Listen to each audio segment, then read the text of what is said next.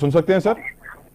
जी जी, आपकी आवाज आ रही बसरा साहब, क्या आपको अब भी उम्मीद है आज की समाअत बराह रास्त देखने के बाद कि ये मखसूस नशिस्तें पीटीआई को मिलेंगी, जबकि आज जो रिमार्क्स दिए गए जिस तरह के सर लग यही रहा है लोगों को कि अब तो मुश्किल ही है, आपको लग रहा है मिलेंगी? देखें, अगर तो पाकिस्तान में आइन है और कानून है तो हमारे अलावा तो किसी को ये नशिस्तें मिलनी ही नहीं चाहिए और हमें हर सूरत में मिलनी चाहिए। लेकिन जो कुछ काजी साहब की, जैसे काजी साहिबा का हमारे साथ बिहेवियर और सलूक रहा है, वो तो बिल्कुल हमें उनसे तवक्को नहीं है कि हमें वहां से कोई इंसाफ मिलेगा। उसकी वजह यह है कि आप ये देख लीजिए कि 9 मई से ऑनवर्ड और खास तौर पर जब से काजी साहब आए हैं यहाँ पर, हम बार बार उनके पास अदालत में गए। इवन हमारी 9 मई की दरखास्त हो, हमारी फुल मिलिट्री कोर्ट वाली दरखास्त हो, बुनियादी इंसानी हकूक या धांधली को बेनकाब करने वाली दरखास्त हो, वो आज तक समाज के लिए नहीं लगी। लेकिन हमारी बल्ला छीनने वाली दरखास्त हो, आरोज की दरखास्त हो, और वहां पर और वो दरखास्तें ना सिर्फ लग गई, हमारे केस टेकअप हुए रातों रात, उनके सारे फैसले भी हमारे खिलाफ आए क्योंकि गैर आईनी और गैर कानूनी हम समझते हैं उनको। अब क्योंकि बल्ला छीना किसने? काजी फैसला साहब ने, जो फैसला गैर आईनी था। आप मुझे बताइए कि हमसे आप आंखें छीन लें और फिर कहें अंधेपन का, हमें आप कहें कि आप अंधे क्यों हैं। ये तो बिल्कुल वही बात है कि आपने हमसे बल्ला छीन लिया। हमारे साथ जो कुछ हुआ वो आपके सामने है। हमारी दरखास्तें इनके पास पड़ी हैं, वो टेकअप नहीं होती हैं।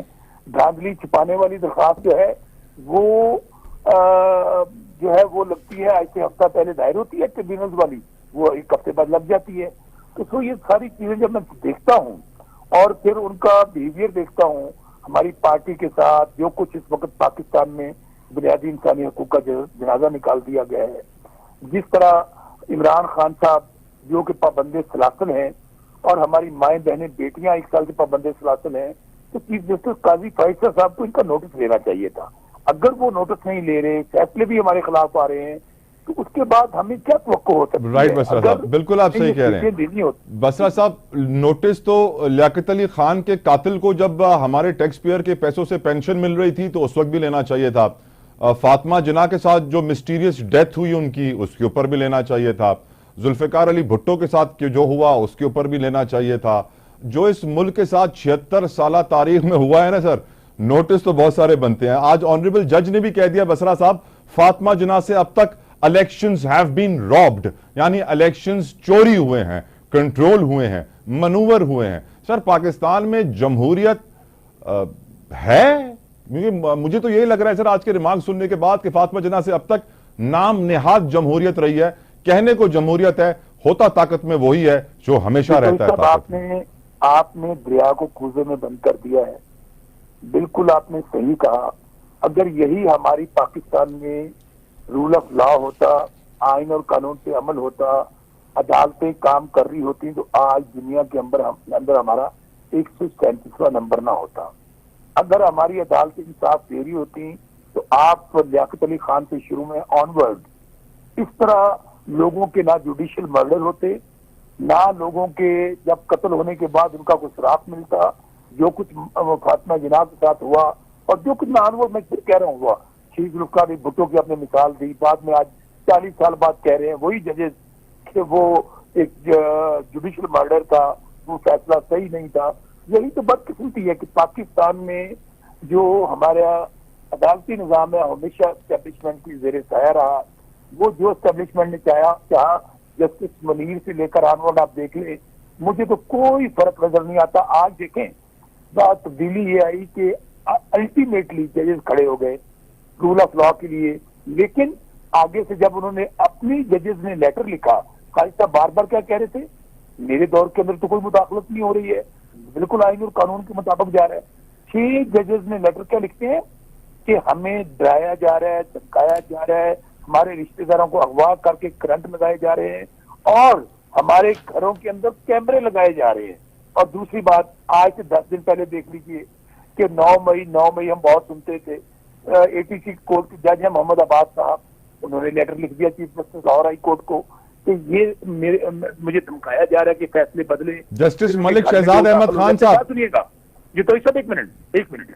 अच्छा, आप भी चीफ जस्टिस काजी फाइसा साहब, आज अगर जजेस गैर महफूज हैं, अगर सियासी कारकुनों को इमरान खान समेत जो पाकिस्तान की सबसे बड़ी पार्टी के लीडर है, उन समेत सियासी कारकुनों को दहशतगर्दों के साथ ट्रीट किया जा रहा है, यहाँ पर बुनियादी इंसानी हकूक का जनाजा निकाल दिया गया है, सहाफी अगवा हो रहे हैं, कत्ल हो रहे हैं, काले कवानीन बन रहे हैं, भाई उसका कोई नोटिस नहीं ले रहा, तो जिम्मेदार तो पाकिस्तान की सबसे बड़ी अदालत के सबसे बड़ी काजी जस्टिस काजी फाइसा है, वो चीफ जस्टिस हैं।